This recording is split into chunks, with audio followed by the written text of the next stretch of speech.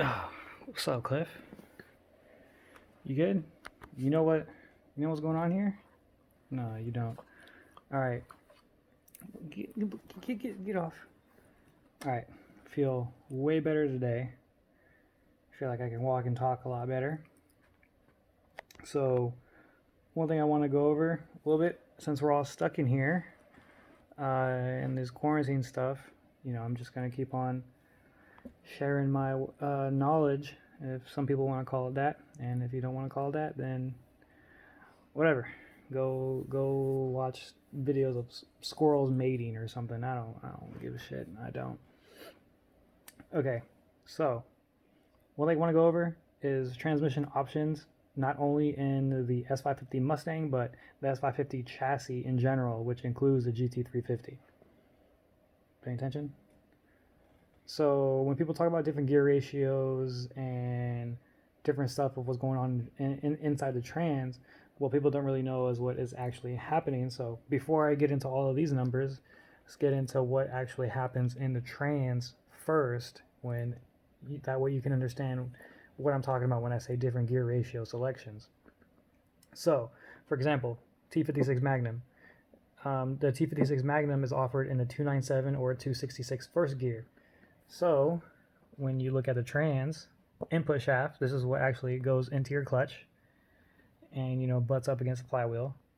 Tail shaft, this is where your drive shaft is connected to.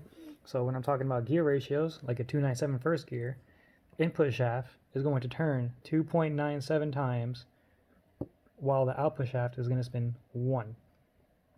That's what it means. So input, clutch, flywheel, all that good stuff. Input shaft, this is your constant mesh inside the trans. So these gears are always engaged. It's never going to come disengaged.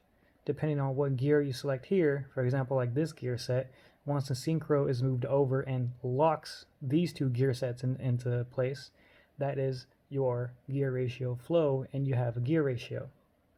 So, for example, you could say, I don't know, this could be like fourth gear, or fifth gear, or whatever.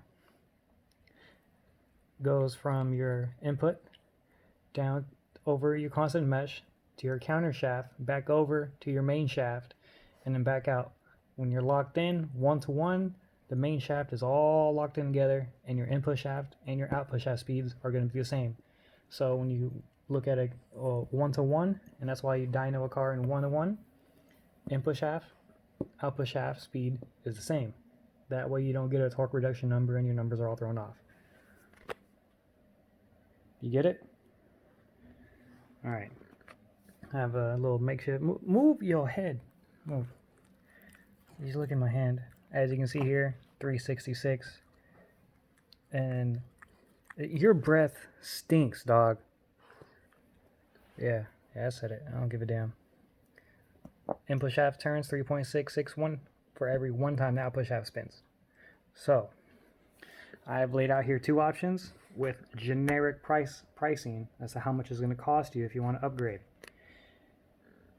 Before I get into either one of these, it's really going to depend on how deeply involved or how heavily modified you are into your current situation. For example, if you have a stock MT82 in your Mustang, you don't have a clutch, you don't have a drive shaft, obviously your trans is stock and everything.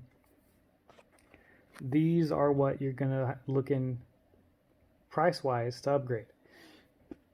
Now, if you have a MT82 and you already have a drive shaft, you already have an upgraded clutch, you already got the shifter, all you're really going to pay for the upgrade is a Ben Calamer upgrade.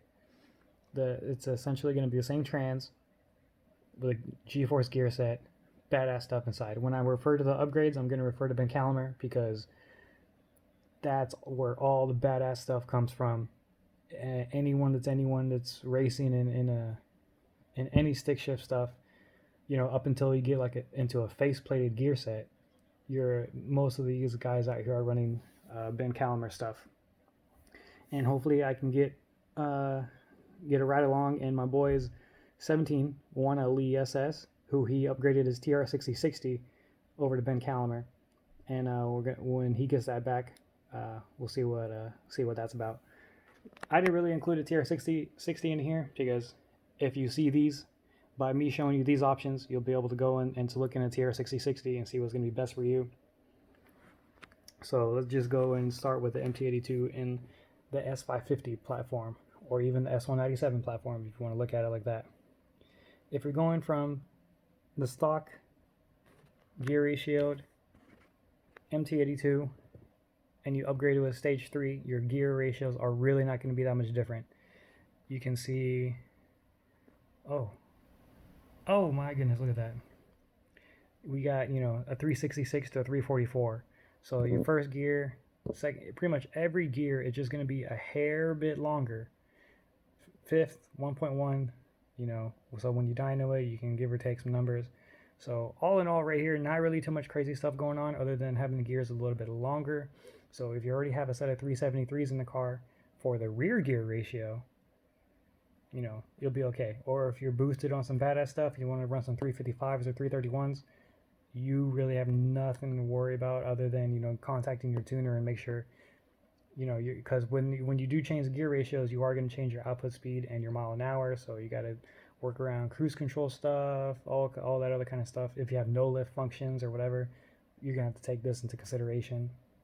Now, if you already have, for example, like a mantic triple in your MT82 or a twin, it's splined for a 23 count. If you upgrade, you can send your clutch to mantic to get it to a 26 spline, which is, you know, no big deal there. The people at Mantic are really cool, so when I refer to anything that's in here with clutches or anything, I'm always going to refer to Mantic and always to Ben Calamer, you know, unless they personally call me and tell me to shut the hell up, but yeah, whatever. No, they won't do that. This guy probably will. Mantic will, but he's pretty cool. He's actually pretty dope. So going from stock to stage 3 and everything else you're going to need, the stage 3 Ben Calamer is going to run you about 4.1K, give or take, with shipping. You know, there may be some core charges that they'll be able to take off for you, what have you. I went ahead and put the Mantic triple in there because if you're going with a stage 3, you're going with a triple because you're going to be making north of 800 foot-pounds, 700 or 800 foot-pounds if you're going to be using a stage 3. You know, any kind of one-piece drive shaft from TSS, G-Force, whatever you have you. So roughly out the door, and this is just parts. I don't include parts because I'm doing all the work myself, but it's going to be about 7.4K just for parts. If you're going from a stock MT82 to a stage 3 with all the goodies. Oh man, ravioli. So there's that. Now you'll need like a shifter and some fluids and stuff like that, but I didn't really put those into here. So if you don't want to go the stage 3 route, and you want to go with a T56 that has a little bit longer gear set, as you can see right here, fourth is actually 1-in-1. If you want to go that route, the T56 Magnum is going to cost you a little bit more. You can go with one out the box. I believe one out of the box straight, if you buy it from Tremec, is going to run you about $4,000 or so. So about the same price as a stage 3. The reason why I'm putting a T56 here and why I want to lay everything out here is because in the GT350 that I'm involved with, this may be an option that we're going to go with, being that the stock 3160 cannot handle anything north of 600 or 700 foot-pounds. Even though right now it's fine, but when it comes to dogging it and, you know, putting all the beans on the floor with a 10% lower and a 3.0 upper pulley on E85, you know, it is going to eat. So if we compare these two, like a T56 Magnum, 297, 21, 14, 10, yada yada yada. The stock 3160 is not that far off. A 325, 223, and a 161. So the gears are going to be a bit taller. If you were actually, like, I guess, drag racing it, you may want to go to a slightly numerical higher rear gear, but with the 350, I think the 350 is like a perfect roll race car. So with gears being a little bit longer, I think it'll work out for the better. So if you're gonna go T56, and you can call Ben Calimer, I even called him myself, said, hey, I got this car, I want to do this, and I'm gonna be making this much power. And at that point, he recommended me to go to a stage 2. You heard that? Yeah. Stage 2, you get the cryo treating, carbon synchros, all the badass stuff that's going to come inside of it. So between the stage 2, a clutch upgrade, and a one piece, this is the number you're probably going to be looking at. Now, when dealing with a 350, and like I said, it's going to be depending on how heavily you are involved in it, is going to dictate how much money you're going to spend. Now, the thing that sucks about the 3160 is that no one makes any kind of upgrades for it. You know, Ben Calimer even said it. He's like, no one makes gears for it. I can't do anything with it. It's just a physically small trans. I can't do anything with it. So the good thing about that is that there's plenty of GT350s owners out there. So if you already are involved in the trans as far as, you know, a shifter, a drive shaft, and, you know, even in our case, if we do a whole swap, we're just going to take everything out. There'll be another GT350 owner out there that'll just buy whatever you have here, so you'll be able to recuperate some of this money lost here, and hopefully at the end of the day end up somewhere around there. So that's a quick rundown. You know, I hope to get this bill started out there and get some things going, because everyone's all cooked up in the house now, and you know, I'm over here in the house, and you know, I mean, the more information I can go out there and share with you guys, I guess the more we can help pass this time along. So I mean, like I said, I could sit here and talk forever about this stuff.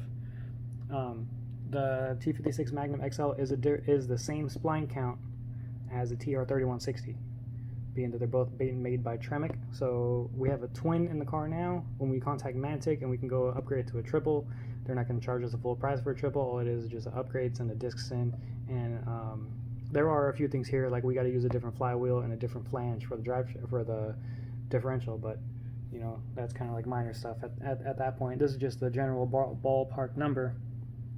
But you know, if you're going to spend about this much, you'll be able to recuperate, I mean, at the minimum, you know, the trans and the one-piece drive shaft that you already have in it. You can sell that for $2,000, whatever the case is, and you know, put that towards the new stuff. But that's it in a nutshell. Quick little rundown on either a T56 Magnum swap or a stage 3 swap, where you're going to be looking at different gear ratios and what you're really going to want to do with the car, and it's really all your overall preference. So more to come.